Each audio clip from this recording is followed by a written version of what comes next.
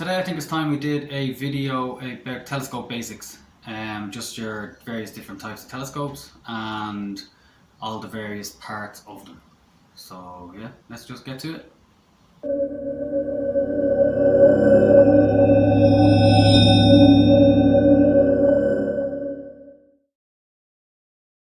Okay, so essentially, for those of you beginning in astronomy, there are three types of telescopes really available to you. You have the refractor, which most of us would know from our school books.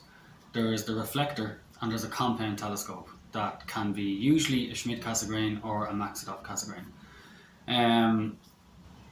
You have your refractor, which would be your standard telescope that most of us would know, with your focuser down one end, your lens up the other end, fairly simple to use.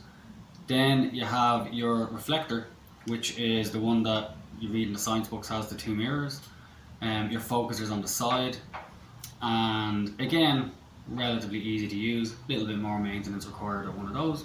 And then you have your compound telescopes, your Schmidt-Cassegrains and your Cassegrains. They're a bit weirder looking than the other two. They have a plate on the front and a mirror inside it, and the focuser doesn't look like your standard wheel focuser. It's like a twist knob at the bottom, so a little bit more unusual to look at.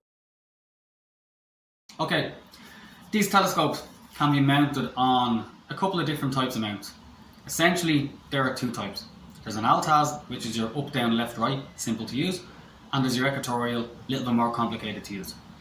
Either of those mounts can generally be manually controlled or operated with a go-to system from a hand controller or a smartphone. Most beginners, I advise, if anyone's ever been in touch with us, to get an Altaz scope in the beginning. They're easier to use, they're much simpler to get your head around, and in general astronomy terms we always say that the best telescope in the world is the one that you use the most. So if you're going to use it because it's easy to use, then it's a great scope. The equatorial mounts, in their motorized form with the go-to system usually, are the ones that most people that would have an ambition to get into astrophotography would generally buy. We generally tend to push beginners that aren't into astrophotography at all away from that type of a mount because they're just a little bit more complicated to use, and the old thing is if it's a bit more complicated to use, it'll end up sitting in a corner and won't be used at all. Okay, I've left the last type of scope, the Dobsonian, till the end. Essentially, the Dobsonian is a really cost-efficient way of getting a large scope for cheaper than you would getting it mounted on a tripod. It's essentially a wooden rocker box, and your telescope is mounted inside it.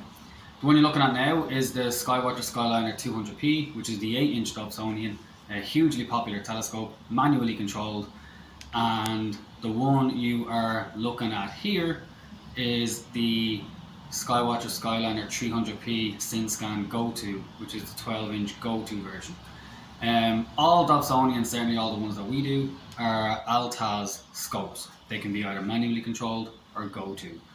If you're looking for large aperture for a reasonable amount of money, and pretty much all you want to do is observing or some lunar photography or planetary photography if you want to get a go-to one, really take a look at the Dobsonian range. They really are the best value for money with regards to size of scope that you can get.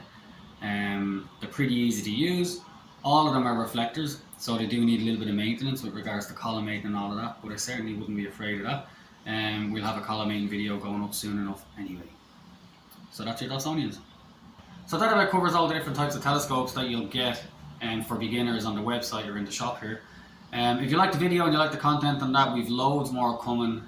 Drop us a like, subscribe to the channel, and get notified when new videos go up because we have loads of them on the way. Thanks guys, cheers, bye bye.